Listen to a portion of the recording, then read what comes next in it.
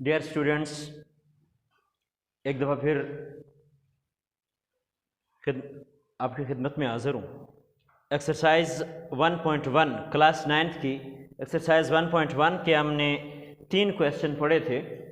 आज है question number 4।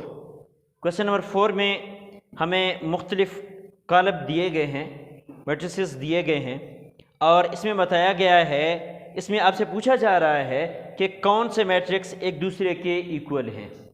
तो हमने देखना ये है जैसा कि A इज़ इक्वल टू 5 3 4। अब ये एक मैट्रिक है, इसमें 3 रोज़ हैं और 1 कॉलम है। अब जो बाकी आपके पास मैट्रिसेस हैं, इनमें हमने देखना है कि मैट्रिक A जो है इसका इक्वल मैट्रिक्स कौन सा है दूसरा। तो अगर हम देखें तो B तो इसकी इक्वल नहीं हो सकता। E आपके पास A है 5, पहला डिजिट इसका पहला एलिमेंट 5 है और इसमें पहला है 4 + 1, तो 4 + 1 5 है। इसका भी 5 हुआ, इसका भी 5 है। इसका दूसरा है 3, इसका है 5 - 2, यानी 5 में से अगर आप 2 माइनस करते हो तो 3। और इसका तीसरा आपके पास 4 है और उधर भी 4 है। तो हम लिखेंगे A is equal to E। A is equal to E। इसमें आपने बाकी कुछ नहीं करना, सिर्फ आपसे ये पूछा जा रहा है कि कौन से मैट्रिसेस एक दूसरे के इक्वल हैं, कौन से जो कॉलम हैं वो मसावी है।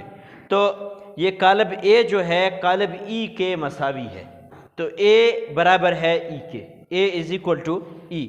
इसी तरह आपके पास B जो है 2 3 4 1 2 3, ये आपके पास किसी के भी बराबर नहीं है। E आपके पास ऑलरेडी A के बराबर हो गया और D जो है ये आपके पास G के बराबर है, यानी D आपके पास 7 है, इधर 6 + 1 7 होता है, 2 है इधर भी 2 है, ये आपके पास 9 है, इधर 10 - 1 है, तो 10 - 1 9 ही होता है। यहाँ में आपके पास 1 है, 4 है, 3 है, 1 है, 5 है, 7 है, बाकी तमाम एलिमेंट्स जो हैं वो तमाम सेम हैं। तो इसलिए हम लिख सकते हैं कि D is equal to G, यानी मैट्रिक D जो है वो बराबर है मैट्रिक G के। तो D is equal to G। Question number 4 में आपने इतना ही काम करना है। इसके बाद आपके पास एक्सरसाइज 1.1 का लास्ट क्वेश्चन है, क्वेश्चन नंबर 5। क्वेश्चन नंबर 5 में आपसे पूछा जा रहा है कि मंदरजा झैल मसावी कालिबों में ABCD की कीमतें मालूम करें। यानी आपके पास ये जो एलिमेंट्स हैं इनमें 1 या 2 एलिमेंट्स मिस होंगे, उनकी जगह पे अल्फ़ाबेटिकल लेटर्स लिखे होंगे, C लिखा होगा, A लिखा होगा, B लिखा होगा, D लिखा होगा, तो उसकी हमने वैल्यू मालूम करनी है क्वेश्चन नंबर 5 में। डस्टर दे दो।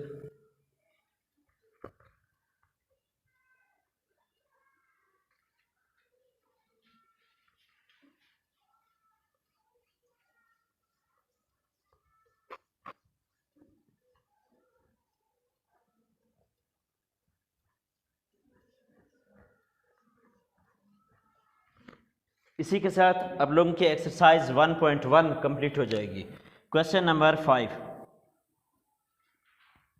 क्वेश्चन नंबर 5 में आपके पास पहला क्वेश्चन है 6 to A4। 6 to A4 is equal to 6B3C।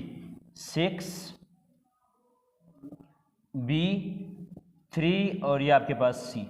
अब इसमें आपके पास जो अल्फ़ाबेटिकल लेटर्स हैं उनकी वैल्यू आपने लिखनी है। बिल्कुल सिंपल सा, पहला एलिमेंट के बराबर है तो दूसरा दूसरे के बराबर है, तीसरा तीसरे के बराबर है, चौथा चौथे के बराबर है।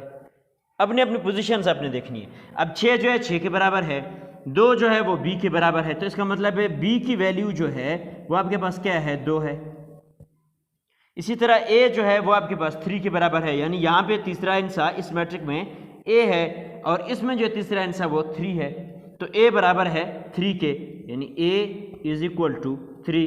इसी तरह 4 इज़ इक्वल टू C आएगा, यानी C is equal to 4।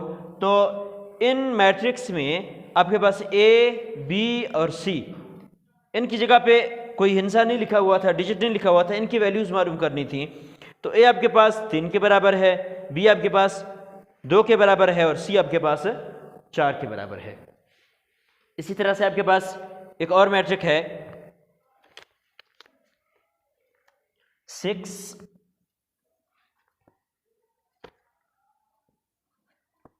B4 is equal to 654। अब देखें, पहला डिजिट पहले के बराबर है, दूसरा दूसरे के बराबर है, तीसरा तीसरे के बराबर है, 6 बराबर है 6 के, 4 बराबर है 4 के, तो b बराबर होगा 5 के। तो इसका मतलब है यहाँ पे b की वैल्यू जो है वो क्या है, 5 है, 5 है, तो b इज इक्वल टू 5। बस जस्ट इतना सही है, यानी b की हमने वैल्यू मालूम करनी थी, तो b आपके पास बराबर आ गया 5 के। डियर स्टूडेंट्स, इसी के साथ आपकी एक्सरसाइज 1.1 कंप्लीट हुई। कल इंशाल्लाह फिर हाजिर होंगे एक्सरसाइज 1.2